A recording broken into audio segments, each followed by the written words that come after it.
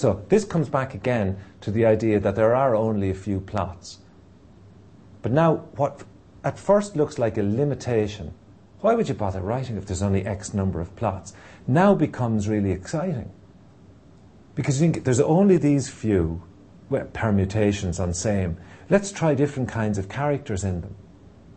And then the weird thing is, you can be writing a story or thinking about a story or discussing a story and suddenly realize in a kind of moment of inspiration that the plot you're using or exploring is one that is already part of your culture, that's already everywhere.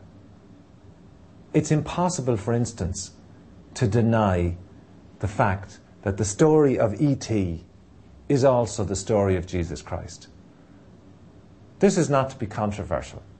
This is not to have people saying you can't say that about Christian religion, etc. That's not the point. And neither is it the point to say that E.T. just steals the story of Jesus. It's to say that it is one of the patterns.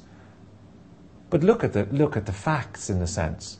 The stranger comes from elsewhere, befriends children, the innocent, the meek, the deprived, is betrayed, suffers either a death and a resurrection or a kind of a death and a resurrection, ends up having to escape the authorities and return to his own planet stroke world with the message that I'll be back.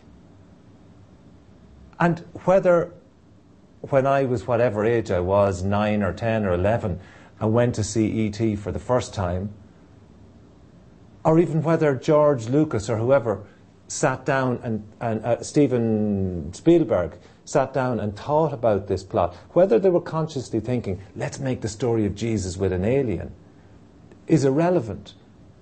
But the truth is that the audience had to be connected to the character of E.T., his vulnerability, etc., his cuteness, all of these things. But somewhere in the back of their minds, they were also rehearing again the deepest myth that has haunted, in a sense, most of our lives in the Western world, whether we are religious or not. We've been hearing this story for all our lives. And the weird thing is, when we go to see it in another manifestation, we don't think, that was just the story of Jesus. In fact, when you say it to most people, they go, oh yeah. Or, oh no, it's not. I can't see that at all. You're absolutely mad, and that's a shocking thing to say. They kind of resist it. So every plot, by being tweaked, by being entered by different characters, suddenly becomes new. It's not a limitation. It's a really exciting thing. That you can make it new by just changing one little fundamental part. It's not a Galilean with a beard. It's a little monster with big feet. It becomes a different story. He doesn't go and befriend fishermen. He befriends children. And off you go. And then by doing that, not only do you get to see the plot in different action, but you get to make different social comment. Because all of us live in a place and time. All of us are of our time. So you get to recognize what's going on in the world. You get to recognize the current obsession within American popular culture with the idea of life on other planets, etc. You get to wonder, has that anything to do with the falling away of religion generally in the English-speaking world, except in certain parts of the southern American states, etc., etc., etc. All of those things are now within your reach.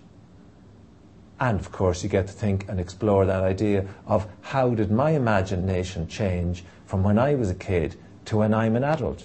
Because when you see the story of E.T., or when you read the story of Christ, you not only identify with the problems that the central character has, E.T. or Jesus Christ, but you also have to wonder, who am I closest to among the other characters? Am I the trusting little boy whom E.T. befriends? Or am I the older sister who's slightly less comfortable with him? Or am I the apostle that turns in Jesus? Where do I fit? What do I recognize of myself? And every actor in every stage play or movie or whatever, every actor knows that he or she has to catch that moment where the audience will recognise themselves, even in an action that the audience don't want to recognise. Hannibal Lecter has to be charming. And Clarice, the Jodie Foster character, has to have her own doubts and unattractive qualities for us to care about her. If she's all goody two-shoes, nobody's interested. And if he's all the bad guy, nobody's interested.